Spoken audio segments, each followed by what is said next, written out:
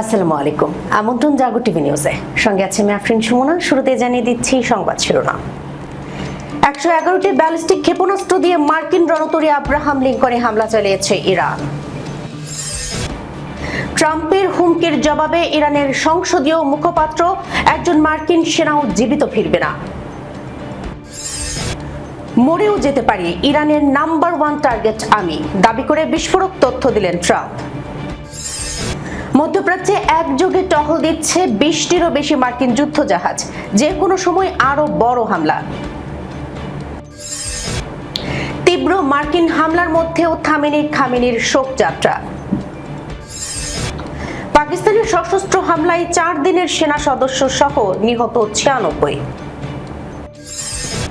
NATO শীর্ষ সম্মেলনে এরদোয়ানের প্রশংসায় পঞ্চমুখ ট্রাম্প। সিরিয়ার উপর থেকে নিষেধাজ্ঞা প্রত্যাহারের ঘোষণা ট্রাম্পের। দর্শক শিরোনাম শুনছিলেন, এবার জানিয়ে দিচ্ছি বিস্তারিত। 111টি ব্যালিস্টিক ক্ষেপণাস্ত্র দিয়ে মার্কিন রণতরী আব্রাহাম লিঙ্কনে হামলা চালিয়েছে ইরান। ন্যাটো শীর্ষ সম্মেলনে বক্তব্য দেওয়ার সময় ভুলবশত ইরান ও জাপানকে গুলিয়ে ফেলেছেন মার্কিন প্রেসিডেন্ট ডোনাল্ড ট্রাম্প। একটি মার্কিন বিমানবাহী রণতরীতে ক্ষেপণাস্ত্র হামলার বিষয়ে আলোচনার সময় তিনি ইরানকে ইসলামিক রিপাবলিক অব জাপান বলে উল্লেখ করেন।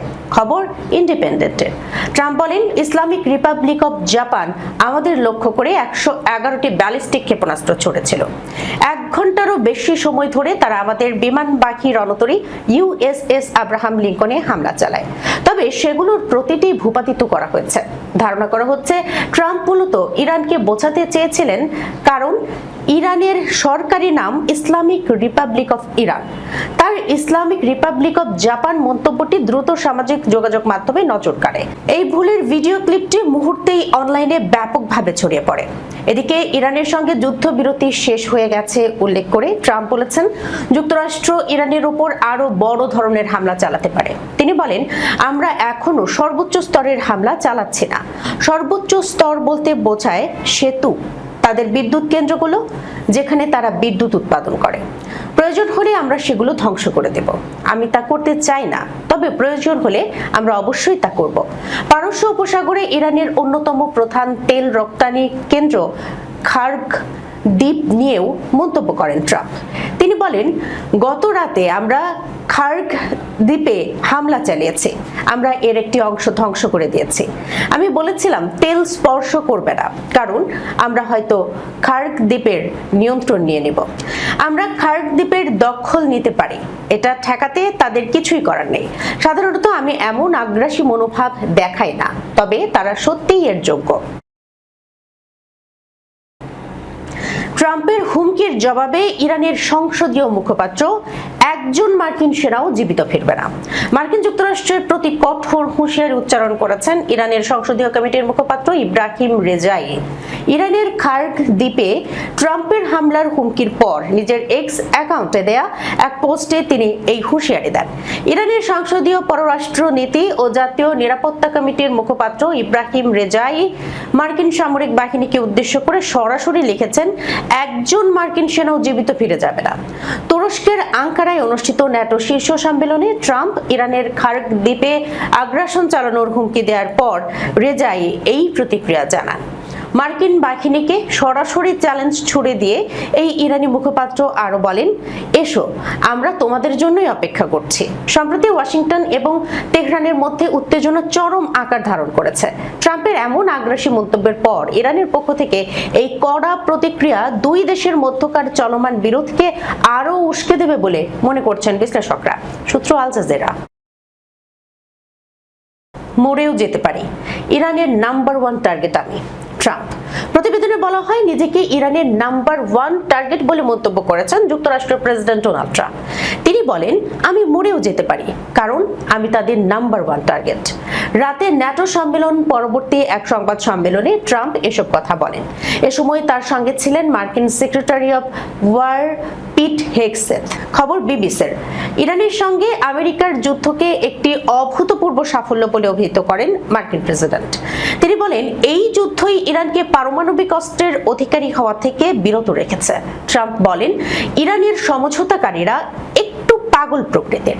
তিনি আরো বলেন, একই দিনে তাদের সব আকাশ প্রতিরক্ষা ধ্বংস হয়ে গেছে, সব শেষ হয়ে গেছে, তাদের নেতারাও মরে গেছে। এ সময় ট্রাম্প বলেন, তাদের আরো এক সেট নেতা হয়তো ছিল, তারাও হয়তো মরে গেছে। ইরানি নেতাদের নিকৃষ্ট আখ্যা দিয়ে ট্রাম্প বলেন, আমি মরেও যেতে পারি, কারণ আমি তাদের নাম্বার 1 টার্গেট। মধ্যপ্রাচ্যে একযোগে টহল দিচ্ছে 20টিরও বেশি মার্কিন যুদ্ধজাহাজ। মধ্যপ্রাচ্য জুড়ে তীব্র উত্তেজনার মাঝেই নতুন করে নিজেদের সামরিক শক্তির জানান দিল মার্কিন যুক্তরাষ্ট্র। বর্তমানে অঞ্চলটির বিভিন্ন জলসীমায় মার্কিন নৌবাহিনীর 20টিরও বেশি যুদ্ধজাহাজ একযোগে টহল দিচ্ছে বলে জানিয়েছে দেশটির সামরিক বাহিনী। যুক্তরাষ্ট্রের সেন্ট্রাল কমান্ড সামাজিক যোগাযোগ মাধ্যম এক্সে দেয়া এক পোস্টে এই তথ্য নিশ্চিত করেছেন। সেন্টকম জানায়, আঞ্চলিক নিরাপত্তা ও স্থিতিশীলতা বজায় রাখার প্রচেষ্টার অংশ হিসেবেই এই যুদ্ধজাহাজগুলো মধ্যপ্রাচ্যের জলসীমায় মোতায়েন রাখা হয়েছে। মার্কিন সামরিক বাহিনীর দাবি, সাম্প্রতিক এই নৌ টহলের মাধ্যমে মার্কিন যুক্তরাষ্ট্রের অপ্রতিদ্বন্দ্বী সামরিক শক্তি এবং ফায়ার পাওয়ার প্রদর্শিত হয়েছে। বিশ্লেষকদের মতে, গাজা এবং লেবানন পরিস্থিতি নিয়ে মধ্যপ্রাচ্যে যখন চরম ভূরাজনৈতিক অস্থিরতা বিরাজ করছে, ঠিক তখনই মার্কিন বাহিনীর এমন ঘোষণা বৈশ্বিক রাজনীতিতে নতুন সমীকরণ তৈরি করতে পারে। অঞ্চলটিতে যে কোনো ধরনের বড় সংঘাত রুখতে কিংবা মিত্রদের নিরাপত্তা দিতেই ওয়াশিংটন এই বিশাল নৌবহর মোতায়েন রেখেছে বলে মনে করা হচ্ছে। তীব্র মার্কিন হামলার মধ্যেও থামেনি খামেনির শোকযাত্রা। ইরানে মার্কিন হামলাও দেশটির প্রয়াত সর্বোচ্চ নেতা আয়াতুল্লাহ আলী খামেনির চলমান শোকযাত্রা থামাতে পারেনি। হরমুজ প্রণালী ঘিরে তীব্র উত্তেজনার মধ্যে আজ বুধবার খামেনির কফিন ইরাকের পবিত্র নগরী নাজাফে এসে পৌঁছেছে। প্রিয় নেতার প্রতি শেষ শ্রদ্ধা জানাতে দলে দলে শোকযাত্রায় অংশ নিচ্ছেন মানুষ। যুক্তরাষ্ট্রের সঙ্গে যুদ্ধবিরতির অবসরে ইরান গত শুক্রবার থেকে খামেনির স্মরণে 7 দিনের রাষ্ট্রীয় শোক ও দাফনের আনুষ্ঠানিকতা শুরু করে। এর মধ্যে একটি দিন প্রতিবেশী ইরাকে কর্মসূচির জন্য নির্ধারণ করা হয়। খামেনির শোকযাত্রার মধ্যে ইরানে হামলা চালিয়েছে মার্কিন বাহিনী। মার্কিন সেনাবাহিনীর সেন্ট্রাল কমান্ড জানায়, মঙ্গলবার রাতে 4 ঘন্টার অভিযানে 80টিরও বেশি লক্ষ্যবস্তুতে হামলা চালানো হয়েছে। তাদের দাবি, হরমুজ প্রণালী অতিক্রমকারী 3টি বাণিজ্যিক জাহাজে ইরানের হামলার জবাবেই এই পদক্ষেপ নেওয়া হয়েছে। মার্কিন হামলার জবাবে মধ্যপ্রাচ্য জুড়ে বেশ কয়েকটি মার্কিন ঘাঁটিতে পাল্টা হামলা চালিয়েছে ইরান। দেশটির রেভলিউশনারি গার্ড কোর জানায়, তারা বাহরাইন ও কুয়েতে যুক্তরাষ্ট্রের 85টি গুরুত্বপূর্ণ সামরিক স্থাপনায় ড্রোন ও ক্ষেপণাস্ত্র হামলা চালিয়েছে। যুক্তরাষ্ট্র ও ইরানের এই হামলা পাল্টা হামলায় মধ্যপ্রাচ্য জুড়ে তীব্র উত্তেজনা দেখা দিয়েছে। তবে এতে ইরাকে খামেনির নির্ধারিত শোকযাত্রা বন্ধ হয়নি। আল জাজিরার প্রতিবেদন মতে, এই মুহূর্তে ইরাকের পবিত্র শহর নাজাফে শোকযাত্রা চলছে। লাখো শোকাহত মানুষ এতে অংশ নিয়েছেন। এই উপলক্ষে বুধবার ইরাক সরকার দেশ জুড়ে সরকারি ছুটি ঘোষণা করেছে। স্থানীয় সময় সকাল 6টা থেকে শোকযাত্রা শুরু হয়। পাকিস্তানের দক্ষিণ পশ্চিমাঞ্চলীয় প্রদেশ বেলুচিস্তানে বিচ্ছিন্নতাবাদীদের সশস্ত্র হামলায় 4 দিনে দেশটির পুলিশ ও সেনাবাহিনীর অন্তত 42 সদস্য নিহত হয়েছেন। একই সময়ে নিরাপত্তা বাহিনী অভিযান চালিয়ে অন্তত 54 সন্ত্রাসীকে হত্যা করেছে। দেশটির সামরিক বাহিনীর আন্তঃবাহিনী জনসংযোগ পরিদপ্তর এই তথ্য জানিয়েছে।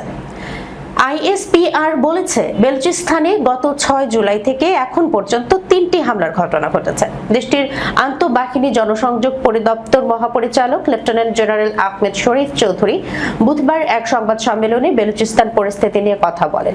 তিনি বলেন, গত 4 দিনে বেলুচিস্তানে বড় ধরনের 3টি সন্ত্রাসী হামলার ঘটনায় ভারতের মদতপুষ্ট 54 জন সন্ত্রাসী নিহত হয়েছেন।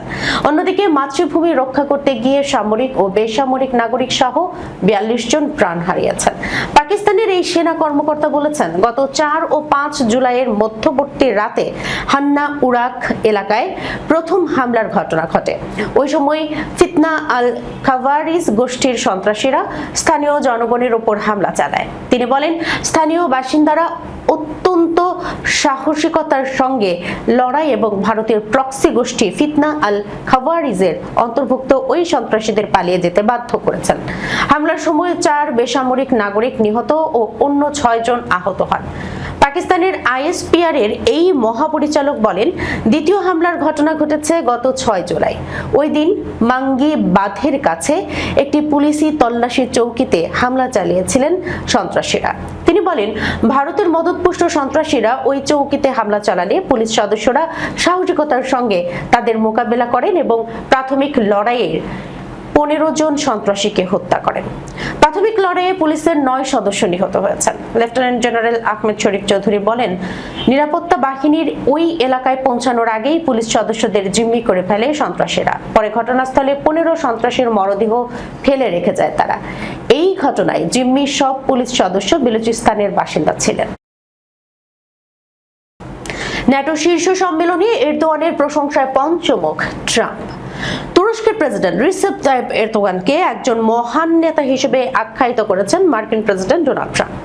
একই সঙ্গে তুরস্কের রাজধানী আঙ্কারায় অনুষ্ঠিত ন্যাটো শীর্ষ সম্মেলনকে অত্যন্ত সফল বলে উল্লেখ করেছেন তিনি। বুধবার 2 দিন ব্যাপী এই সম্মেলনের সমাপ্তি শেষে এক সংবাদ সম্মেলনে তিনি এসব কথা বলেন। সংবাদ সম্মেলনে ট্রাম্প বলেন, আমরা মাত্রই তুরস্কে একটি অত্যন্ত সফল ন্যাটো সম্মেলন শেষ করেছে। সম্মেলন আয়োজনের জন্য এরদোয়ানকে ধন্যবাদ জানিয়ে তিনি বলেন, আমি প্রেসিডেন্ট এরদোয়ানকে ধন্যবাদ জানাতে চাই। তিনি সত্যিই একজন মহান মানুষ, তিনি একজন মহান নেতা, তিনি আমার দীর্ঘদিনের বন্ধু। তিনি অত্যন্ত শক্তিশালী ব্যক্তিত্বের অধিকারী এবং এই কারণেই তিনি এত সফলভাবে একটি সুন্দর দেশ পরিচালনা করছেন। আঙ্কারায় অনুষ্ঠিত এই শীর্ষ সম্মেলনে 32 সদস্যের জোটের নেতা এবং প্রধান অংশীদাররা একত্রিত হন। সেখানে ইউরোপের প্রতিরক্ষা সক্ষমতা, জোটের প্রতিরক্ষা ব্যয় বাড়ানোর লক্ষ্যমাত্রা, সামরিক বাহিনীর আধুনিকায়ন এবং ইউক্রেনকে অব্যাহত সমর্থন দেওয়ার বিষয়ে আলোচনা করা হয়। সম্মেলনে প্রতিরক্ষা খাতে মোট দেশজ উৎপাদনের 5% ব্যয়ের লক্ষ্যমাত্রা নিয়ে আলোচনা হয়েছে বলে জানান ট্রাম্প। তিনি বলেন, সকালের অধিবেশনে আমরা 5% লক্ষ্যমাত্রা অর্জনে অন্যান্য সদস্যদের অগ্রগতি নিয়ে আলোচনা করেছি। কেউ কেউ সত্যিই আহ্বানের সাড়া দিয়েছেন এবং অন্যরা বড় ধরনের পরিবর্তন আনছেন। আমি সব দেশের প্রতি যত দ্রুত সম্ভব এই লক্ষ্যমাত্রায় পৌঁছানোর পরিকল্পনা ত্বরান্বিত করার আহ্বান জানাই। এবারের সম্মেলনে ব্যাপক ঐক্য দেখা গেছে বলে ট্রাম্প উল্লেখ করেন। তিনি আরো বলেন, লক্ষ্যমাত্রাটি হবে ওই 5%, যা বহু বছর আগেই হওয়া উচিত ছিল। সিরিয়ার উপর থেকে নিষেধাজ্ঞা প্রত্যাহারের ঘোষণা দিয়েছেন মার্কিন প্রেসিডেন্ট ডোনাল্ড ট্রাম্প। বুধবার আঙ্কারায় ন্যাটো শীর্ষ সম্মেলনের ফাঁকে সিরিয়ার প্রেসিডেন্ট আহমেদ আল শারার সঙ্গে সংবাদ সম্মেলনে তিনি এই ঘোষণা দিয়েছেন। ট্রাম্প বলেছেন, আমার মনে হয় আমি করব। কেন করব না? তিনি দারুণ কাজ করেছেন। সিরিয়ার অন্তর্বর্তীকালীন প্রেসিডেন্ট আহমেদ আল শারার দিকে ইঙ্গিত করে ট্রাম্প সাংবাদিকদের বলেন, হয়তো তিনি কিছুক্ষণের মধ্যেই বিষয়টি উত্থাপন করতেন। এটা একটা ভালো প্রশ্ন। হ্যাঁ, এতে কোনো সমস্যা আছে? আমার মনে হয় আমাদের করা উচিত। হ্যাঁ, আমি করব। 1979 সালের ডিসেম্বর থেকে সিরিয়াকে যুক্তরাষ্ট্র সন্ত্রাসবাদের পৃষ্ঠপোষক রাষ্ট্র হিসেবে চিহ্নিত করে আসছে। তিনি আসাদ সরকারের পতনের কথা উল্লেখ করে উভয় দলের আইন প্রণেতারা এটিকে তালিকা থেকে বাদ দেওয়ার আহ্বান জানিয়েছেন। সিরিয়ার সঙ্গে সম্পর্ক স্বাভাবিক করার লক্ষ্যে যুক্তরাষ্ট্রের ধারাবাহিক পদক্ষেপের পর বুধবার ট্রাম্পের এই মন্তব্য আসে। গত বছর ট্রাম্প প্রশাসন সিরিয়ার হায়াত তাহরির আল শাম এর ওপর থেকে বিদেশি সন্ত্রাসী গোষ্ঠীর তকমা প্রত্যাহার করে নেয়। এই তাহরির আল শাম আল নুসরা ফ্রন্ট নামেও পরিচিত এবং এর নেতৃত্বে রয়েছে প্রেসিডেন্ট শারা। দর্শক, এই ছিল এখনকার মতো জাগো টিভি নিউজে। যাবার আগে সংবাদ শিরোনামগুলো জানাচ্ছি আরো একবার। 111টি ব্যালিস্টিক ক্ষেপণাস্ত্র দিয়ে মার্কিন রণতরী আব্রাহাম লিঙ্কনে হামলা চালিয়েছে ইরান। ট্রাম্পের হুমকির জবাবে ইরানের সংসদীয় মুখপাত্র, একজন মার্কিন সেনাও জীবিত ফিরবে না। মরেও যেতে পারি, ইরানের নাম্বার 1 টার্গেট আমি, দাবি করে বিস্ফোরক তথ্য দিলেন ট্রাম্প। মধ্যপ্রাচ্যে একযোগে টহল দিচ্ছে 20টিরও বেশি মার্কিন যুদ্ধজাহাজ, যে কোনো সময় আরো বড় হামলা। তীব্র মার্কিন হামলার মধ্যেও থামেনি খামেনির শোকযাত্রা। পাকিস্তানের সশস্ত্র হামলায় 4 দিনের সেনা সদস্য সহ নিহত 96। ন্যাটো শীর্ষ সম্মেলনে এরদোয়ানের প্রশংসায় পঞ্চমুখ ট্রাম্প। সিরিয়ার উপর থেকে নিষেধাজ্ঞা প্রত্যাহারের ঘোষণা ট্রাম্পের। এখনকার মতো এই পর্যন্তই। এতক্ষণ পর্যন্ত যারা সঙ্গে ছিলেন সবাইকে ধন্যবাদ। আল্লাহ হাফেজ।